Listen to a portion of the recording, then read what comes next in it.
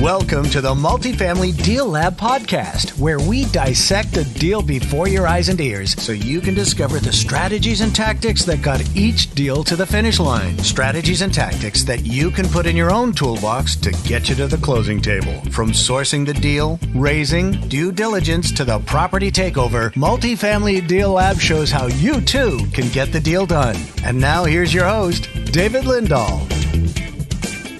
Everybody, welcome to Multifamily Deal Lab. I'm your host, Dave Lindahl.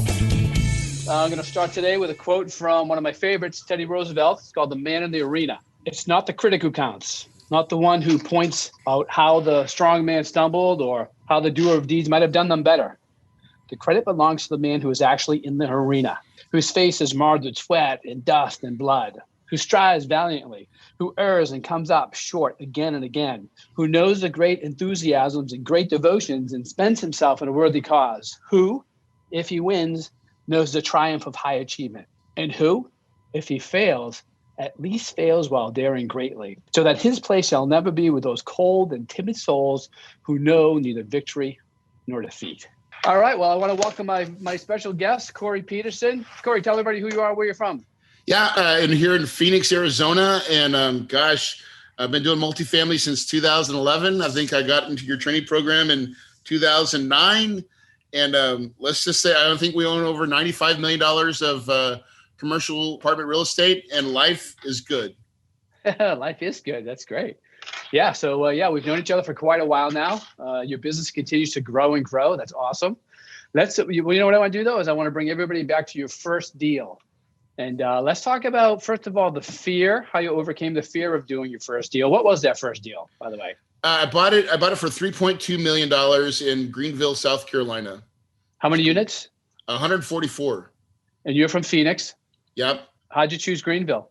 Man, it chose me, I guess. So I actually was at one of your events.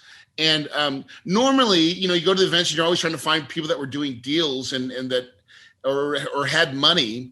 And I was like, I actually had learned how to raise private money in the single family industry. And so I was like, I'm just going to go in there to say I got a lot of money and see what happens. And so somehow I'm sure you were very popular.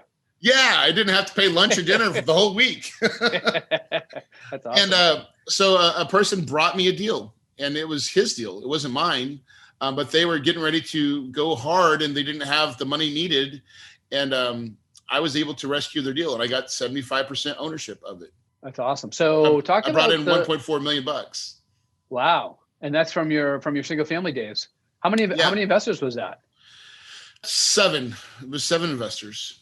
Nice. So I knew them well. So you were making the jump to single family to multifamily. So talk about that transition and what fears you had. Well, it was scary. So even that first deal, I mean, what happened was the reason I got into the multifamily was because in the single family fix and flip life, my life was crazy hectic. I was the jack of all, I was just doing chunker to the point where I was becoming a bad dad, right? Just run around crazy. And I knew that I needed to do something different. And that's when I found your book, Multifamily Millions. And I was like, that's the lifestyle that I want. I know apartments is the answer. And so when you come to that point, you're like, what do I know? I didn't know enough. And so, well, who has the information? And you did. You've been teaching forever. And so I think what helped me get through the fear initially was understanding the training and that's just follow the steps. It's not rocket science, but just if you say to do this, then do this. And that's all I did was just okay, how do I underwrite the deal? I think in the underwriting part is where I did a lot of good due diligence, right?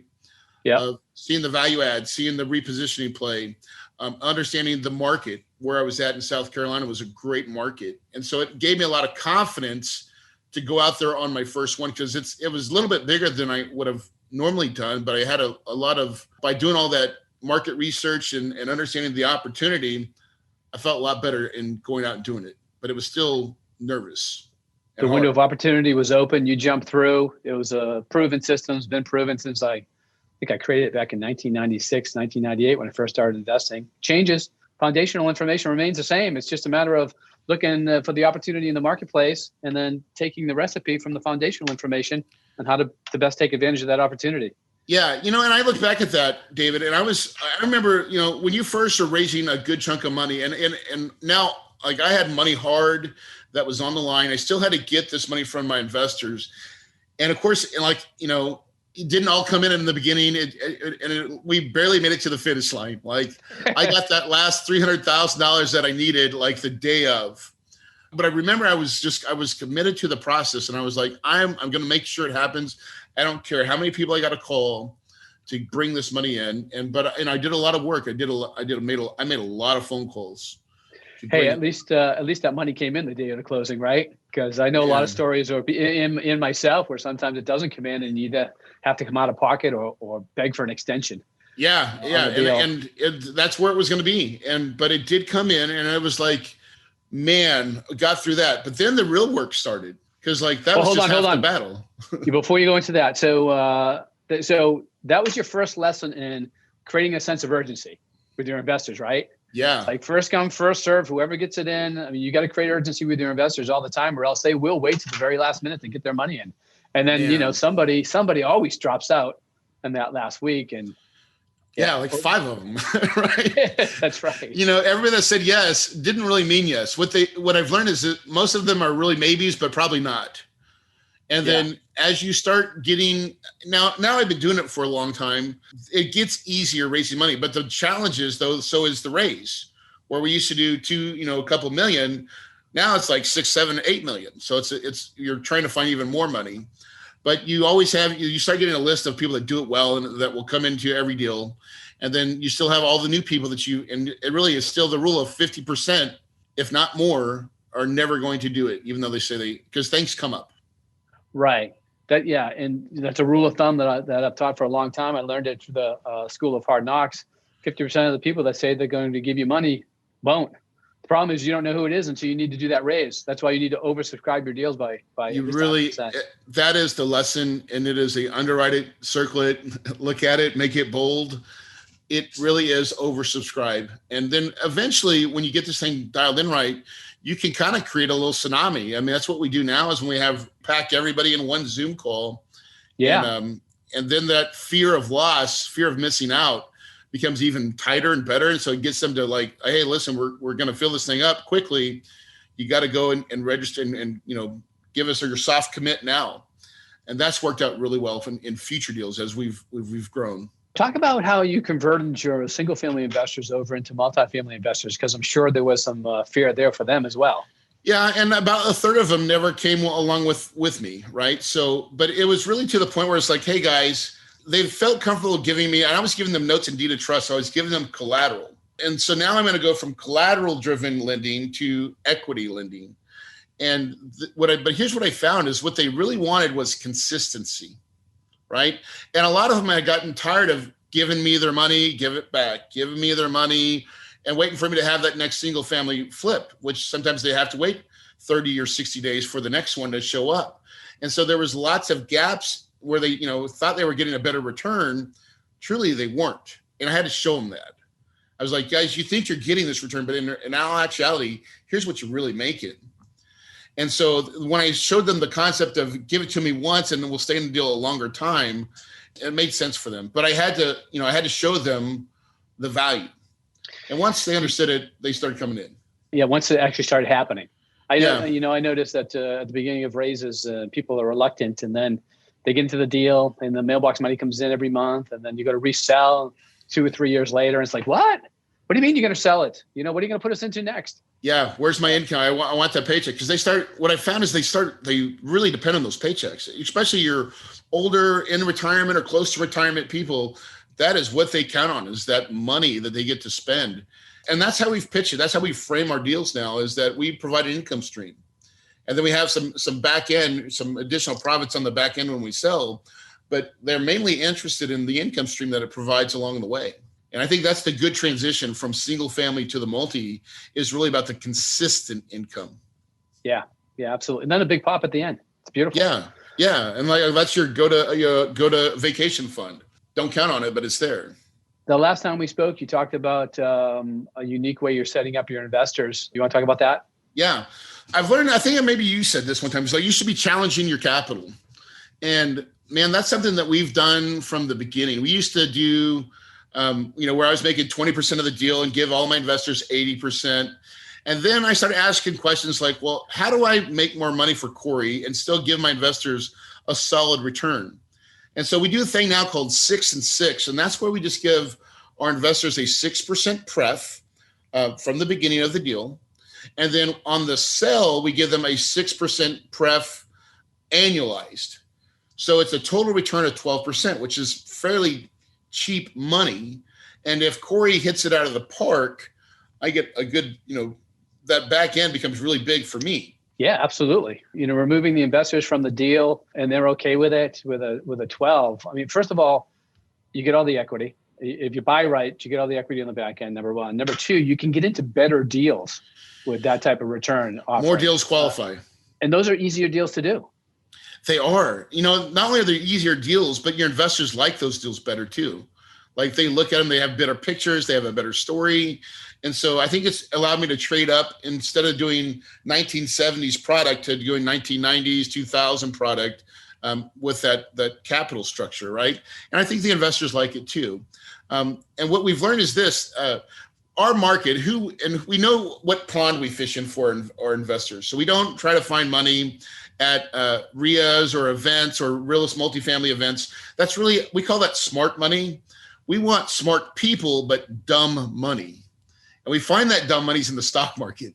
Oh, yeah. Anybody that has an IRA, anybody and there's trillions of dollars, but because I used to be a financial advisor, I used to tell my clients, if you get 6 to 8% total return, that's great. That's awesome. 12% may be speeding. And so if we can give them 6, that's right. And they're like, that's what their broker told them. 6 is good. But we show them another 6, that's the sell. It seems to work really well because their mindset is not changed from where they're going to where they're doing. And we just say we're an alternative to the roller coaster that they've been on in the stock market. So the key is number one, targeting your people. You're targeting people with IRAs. Then number two, I mean, look at the return they're typically getting, which is much less than 6% a lot of the times on their IRAs, KIOs, 401ks. Very much. So you come in as a savior for that particular group. Now, if you're going at another group that's used to doing value adds and getting a 15 to 21%, annual rate of return, then you're not a savior. But that's not your target market. I would never get that money, right? And that's okay. So that's knowing who you are and what you do and who your avatar is. And once we've figured out and dialed in the avatar, now all our marketing is designed to answer the questions that are most important to them, or what they want and what they're afraid of. And so a lot of those people they get to retirement, they're afraid of, do I have enough? And am I going to have enough income? So typically the investor that's in that market, stock market, is getting like a 3% return on their money. So if they had $1 million in, saved up and they're taking a 3% return, that's, $30,000 a year. Well, that's not a lot of money. Most people can't live off of 30,000, but we can give them 6, that's 60,000. People will start thinking, well, I might be able to make 60,000 work, but they say, no, I can't make 30. Yep. So it solves a real problem for them. Oh, it's great. I mean, it works for both sides. It's a win-win. Yeah. So it's awesome. Let's go back to the deal. So you had just said, anything you want to talk about going into the deal? Any other challenges you had other than the raise?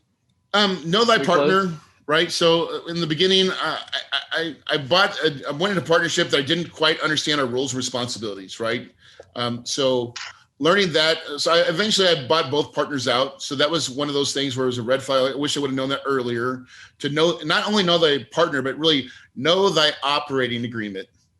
Mm-hmm. Because it's in those details of those words that are really important to understand what your voting rights are, and what's the rules to that partnership. And so that was hard in the beginning, but once we paid, I bought them off and found a number that worked for them, and I just raised more capital to get them out.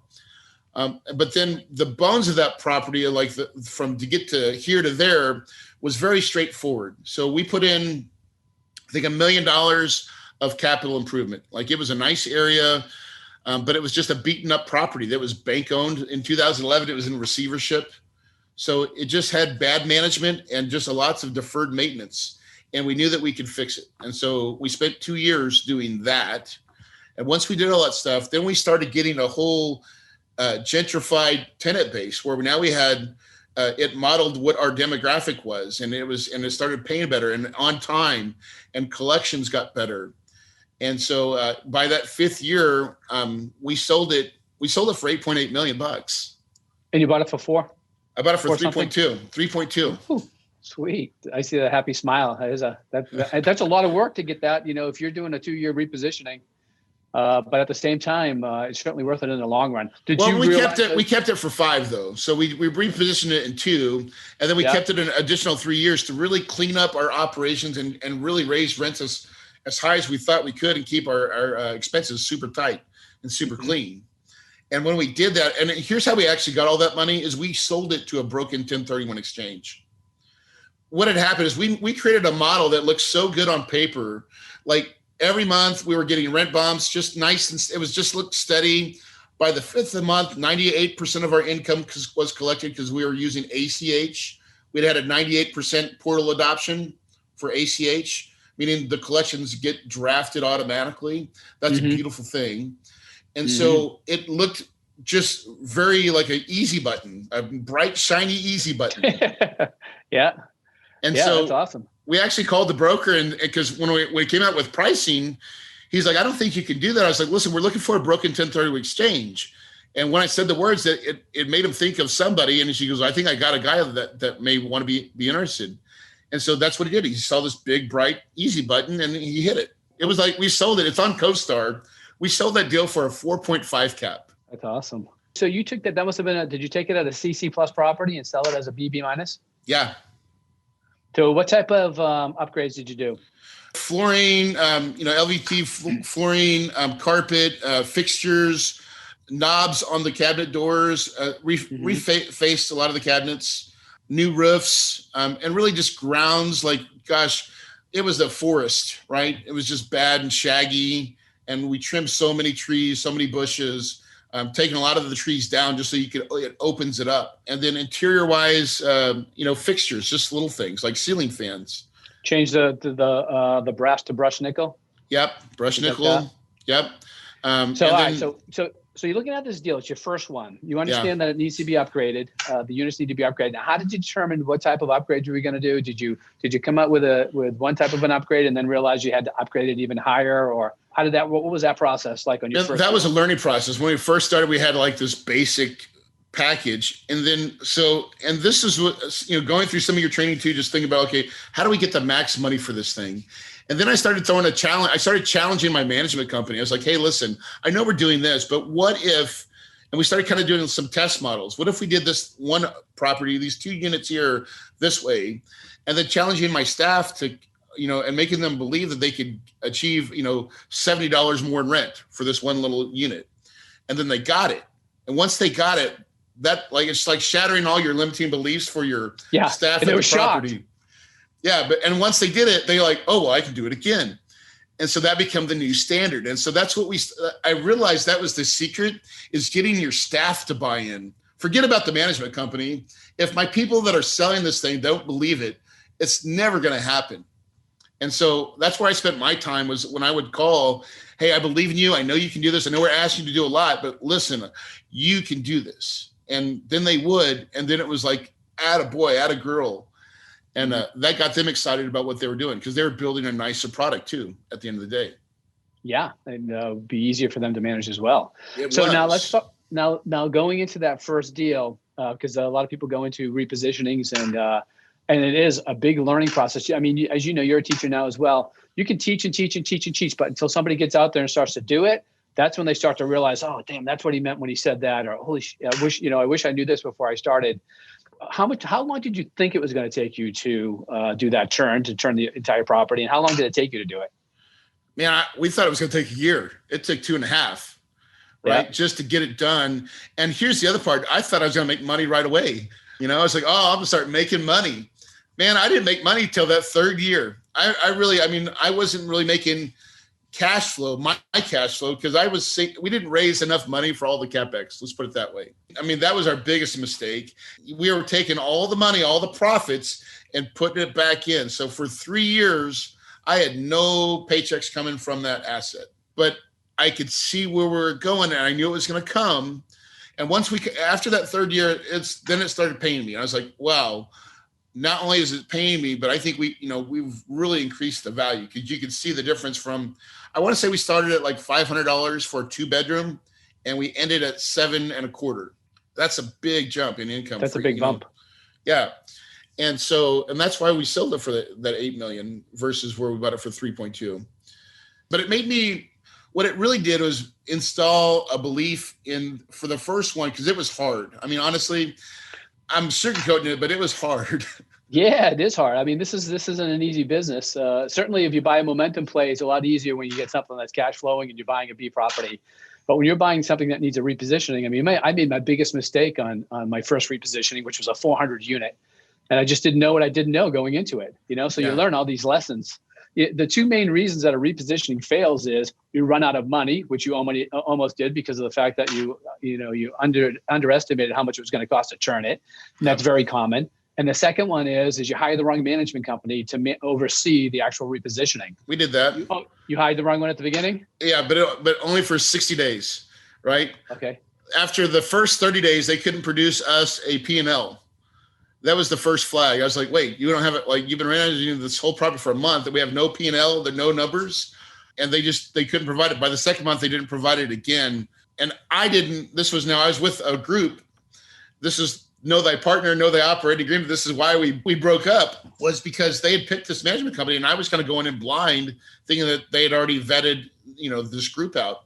And, but they just didn't really do a very good job. That was really tough. Those first 60 days are vital. You're trying to, you got staffing changes. You're trying to go in and like, this is how we do it. And we already broke the training. We broke it 60 days in.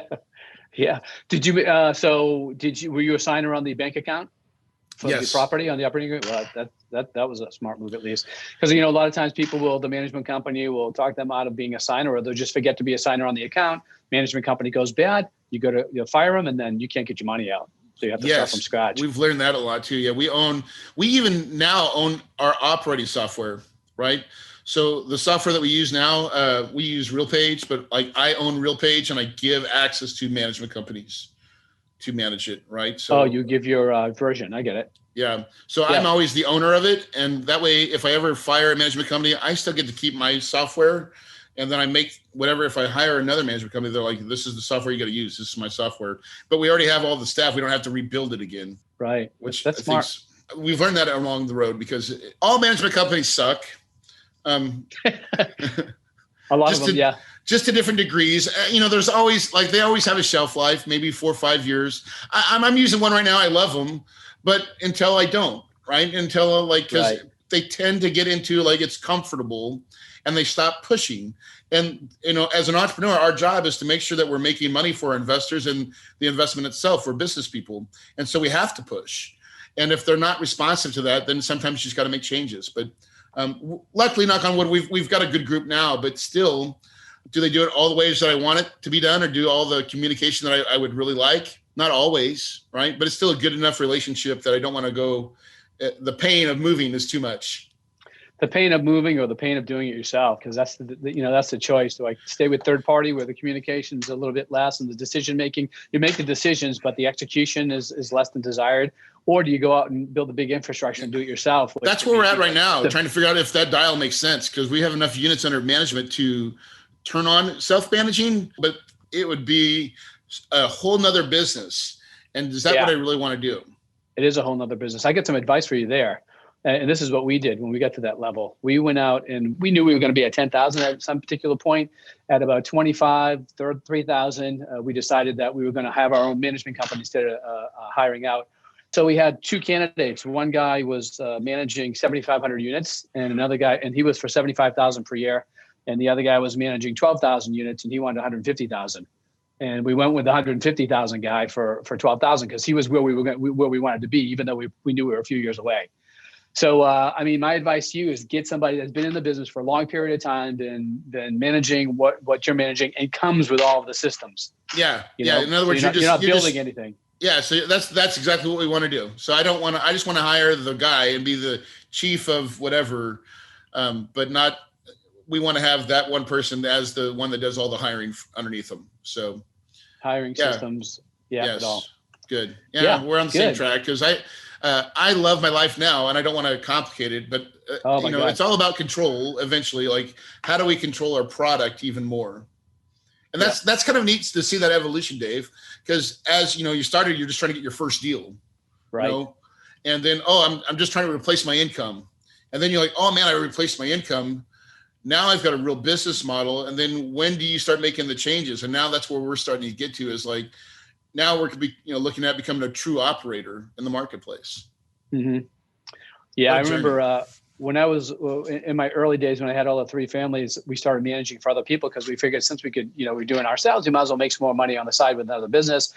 That turned out to be a big mistake. That was a big pain in the butt, managing other people's properties. And then I remember when we had this decision and my partner came to me and he says, we should really do our own. I said, look, we'll do our own, but you're going to be the CEO. We're going to hire this guy. And then I'm going to be chairman of the board. Chairman of the board. Yeah, exactly. Yeah. Because I know management, managing sucks. Yeah. You can get in the weeds and that's just not how we work. Right. Yeah. We're deal makers. Yeah. Go out and do more deals. Hey, any pieces of advice that you want to share before we go into what I call lightning round? I know you're not familiar with this, but I'm going to, we're going to go into another phase of this interview. Yeah, man. All I would say is just follow the system.